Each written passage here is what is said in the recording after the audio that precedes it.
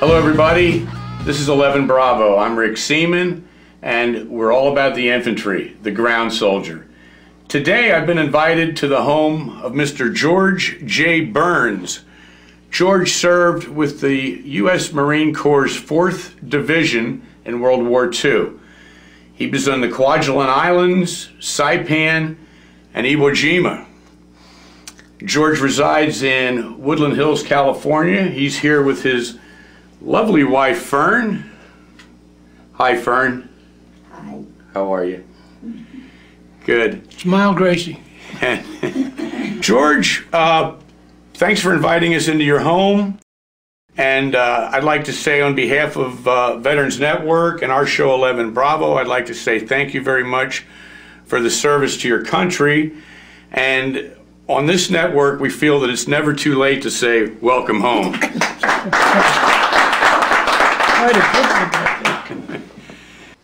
You were an officer. Was that as a result of OCS?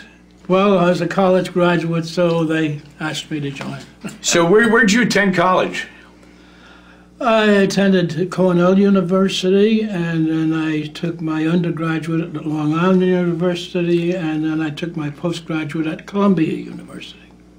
Gotcha. Were you drafted or did you enlist? No, I enlisted. Did you? And that was what, right after Pearl Harbor? Yes, yes. Did that kind of motivated you? Yeah. OCS, Yeah. and then off to the Pacific. Yes. Pretty much. No fooling around. Very little. So, first stop was Kwajalein Islands. That's true. Now, at that point, you were... Where did you get your information? I got it right off of this sheet here. Kwajalein Islands. Yeah. You were a, what, second lieutenant at that point? Yeah. Right. Yeah. I heard this story that you saved a couple guys' lives in Kwajalein. Just a rumor. Something about an inner tube. A couple guys were drowning. Oh, yeah, a couple of guys drowning there, and I pulled them in one at a time. Couldn't take two in at a time because I couldn't screw my knees one on. Good job. Good job. This is 11 Bravo, and we'll be right back.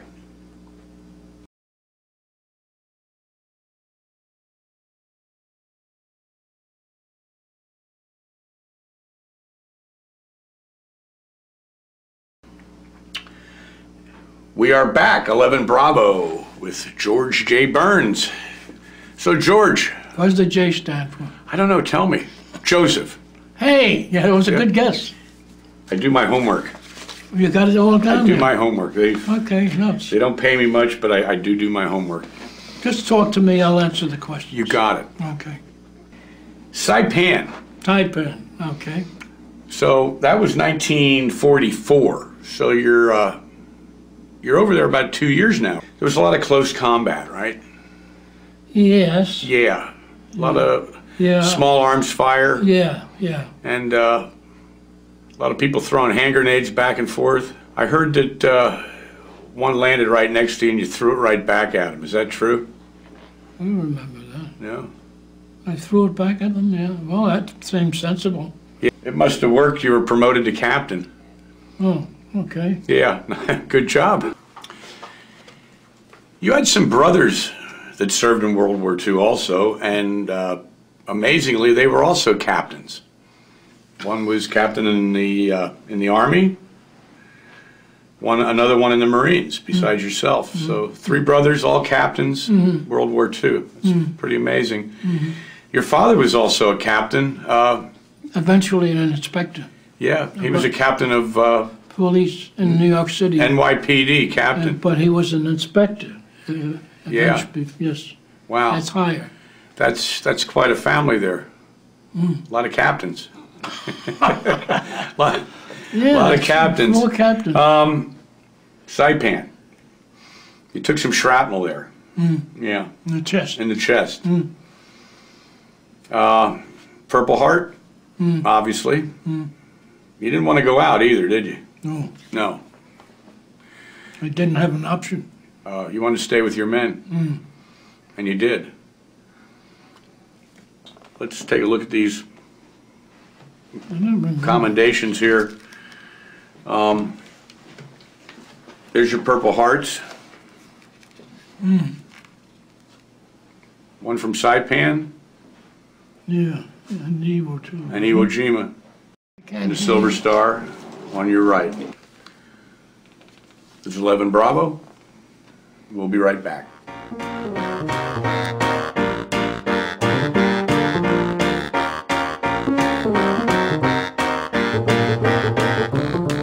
This is 11 Bravo. We are back with Mr. George J. Burns. I heard a little story when you got back to Honolulu. I don't know, I'm not so sure here. When you got back to Honolulu, I heard a little bit about a crap game. Well, several. Several, I'm sure. Yeah. Board chip too. Yeah. Lots of crap games. Yeah. Good. That's good stuff. Navy men. Yeah. I guess you Marines love to take the money from the Navy guys. They did pretty well. Yeah. Good job. The Marines aren't eating quite as good as the Navy guys on this ship. Now, is that where Dr. Ivanovsky came in? Who was this gentleman? How did he intervene here? I was Ivanovsky. Oh, you were Ivanovsky. How so? Well, I took that name so that we could get more food to be ingested. Really? And how'd you go about this? Well, I got on the microphone and said that the Marines were undernourished and malfed, and that they were not going to be strong enough to go in on the operation at Saipan. And this was all as per Dr. Ivanovsky. Oh, absolutely. Ivanovsky was at the bottom of it. Ivanovsky, what a guy. Yeah, he was a champ. Iwo Jima, 26 days. Running low on food, or were you completely out by then? Yeah, I had a box of crackers now and then. Yeah. You were then in command of how many men in your company? Well, You came in with 240. Here's the picture of George's company when they came out of Iwo Jima. I counted them here. There seemed to be about 62 men left coming out. Oh. Yeah. On day 26, you guys were pinned down by a Japanese pillbox, taking on a lot of small arms fire. And the only way to take this thing out was going to be with a tank. But the tank couldn't find its way through a minefield. It was heavily mined. You, the company commander, took it on yourself and single-handedly walked ahead of that tank, walked him through the minefield, got him through, and the tank then took out the pillbox, which pretty much saved the rest of your company. Do you remember that? It's my job. That was your job.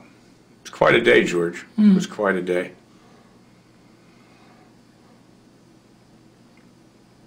This is 11 Bravo. We'll be right back.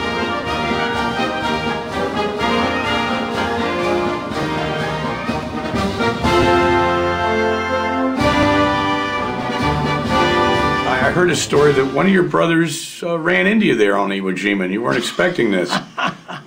Do you remember that? My brother Charlie. Charlie. Yes, he was into demolitions, and he had a company behind me. His function was demolitions and blowing up things. And he came up to me and jumped into a foxhole with me. Just out of nowhere. Yeah. There he was. And he had something from my mother with him that he gave to me. Really? Well, What do you have? piece of peanut brittle. Piece of peanut brittle. Really? It made it all the way over there from your mother. Wow, that's pretty amazing. Yeah. That's probably the best piece of peanut brittle you've ever had in your life. It's tough. That was tough. Took a long time getting there, yeah. Yeah, we didn't really have Federal Express back in those days, did we? Well, it's too long for me to remember. I heard a name, George. We've all heard names. That doesn't Yes. mean it's true. Joe Maddox. Joe Maddox, yes. Tell me about Joe Maddox. Why would you want to know about Joe? I heard something. Joe Maddox was my executive officer in the Marine Corps, and he was from Aileen, Oklahoma. Got a Silver Star, Joe did. Joe got the Silver Star? Yep. Tell me about that. Was he with you when he got it? Well, I was in charge, and Joe was my first lieutenant, Yeah. Remember what happened? What went down? Yeah, he took a couple of guys and took out a pillbox, and I recommended him for the Silver Star. Good. Good man. Aileen, Oklahoma. You He was my executive officer. you had a lot of good men in your company. Yeah, I don't remember any bad ones. That's great. And when I won in the crap games, I would buy everybody an ice cream cone. 225 ice cream cones. I come in and ask them. The guy said, "You're out of your mind. Take the great. box." You went on to have quite an amazing career in acting after all that ended. What were some of the shows you appeared in? Mr. Roberts Yeah, with Hank Fonda. right. One Bright Day. Yeah, One Bright Day. Maxwell Anderson play. Death in Athens. 12 Angry Men. 12 Angry Men. Yeah. It's quite a resume. Well, I did a lot of television. A lot of TV. Yeah. 7 Days. 7 Days in May. That's a movie, yeah. Yeah. Good job. Good job. It's 11 Bravo. And we'll be right back with George J. Burns, Bart. a.k.a. Bart Burns. All right.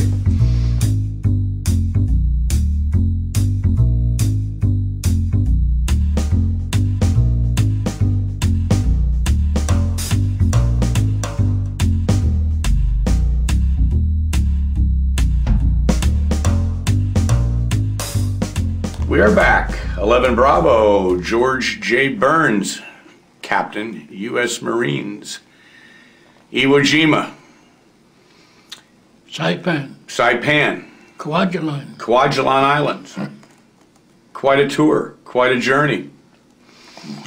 On Iwo Jima, after that very heroic afternoon you had there when you got the Silver Star, for taking out that pillbox.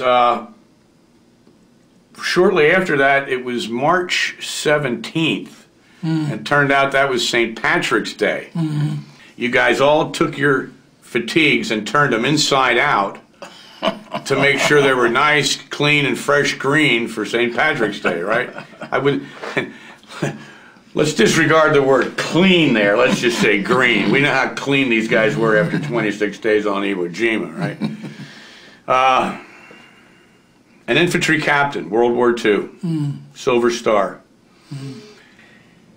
So, a lot of long days in the Pacific. It's the infantry. It's the grunts. And it's not easy. But when the infantryman gets a little bit of time off, go to the rear, a couple days of R&R, you know, we want to unwind a little bit, right? Yeah, want to have some fun. Yeah. And sometimes fun leads to mischief. Disaster. Disaster. I heard a story about a colonel named Musty, Colonel Musty. Mustaine, yes. Mustaine. We called him Musty. You called him Musty, yeah. He was a Navy man who graduated from Annapolis. Right. You guys needed a Jeep. He needed it. He- I didn't need it. who needed the Jeep? Colonel Mustaine. What do you want to do with it? We were going into an operation and he wanted to have an extra backup. Oh, so you guys were covering your butts, right? His butt. Yeah. So this wasn't about going out to the bar at night. You guys wanted a Jeep to take along on the operation. Yeah, an extra Yeah. Jeep. Yeah. So what if it belonged to the Navy, right? You just needed a Jeep. You're the Marines. What happened? What'd you do? We stole the Jeep You stole the Jeep. Really? Right out from under their noses. right out from under at night. At night. Yeah. In a clandestine fashion. Oh, very good. Very good. How'd they know? How didn't they know you took it? We painted the numbers off it. Did you really? Yeah. Good job. Thorough. Thorough. So Colonel Musty got his Jeep. Yeah. Right, there you go. I used it too. Yeah, see, R&R's just not about partying, right? R&R's about getting things done, yeah. Partying's good too. Oh, yeah, party's good too. But you go rip a Jeep off every now and then. That's part of it, yeah, that's right. Good job. They came looking for it. They came looking for Did they come looking? Did they come looking for it? Yeah, they did. And I hid it in my tent, in my supply tent.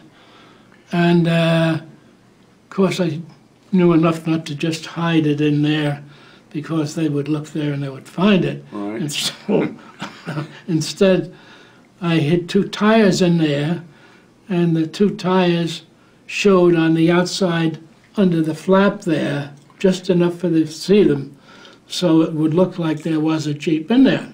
Aha. And so the 2 investigators from headquarters came around looking for it, and they asked my permission to look for where was the company commander, and they said, "Can we look into your supply tent?" And I said, "Absolutely." I said, "And good luck." And they did, and they found 2 tires. And no Jeep. No Jeep. Good job. Give me 5. All right. This is 11 Bravo. We'll be right back, with or without the Jeep, I don't know.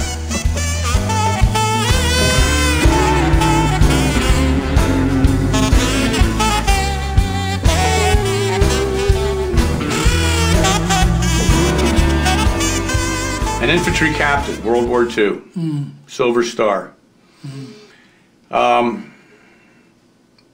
Thanks for bringing me over to your house and sharing a lot of this with you. I got to tell you, anybody who can take a pillbox down in one day and then the next day have his whole company turn their uniforms inside out so they're bright green for St. Patrick's Day, that's my kind of guy, you know? Good job, George, and God bless the infantry, and God bless America, and thank you.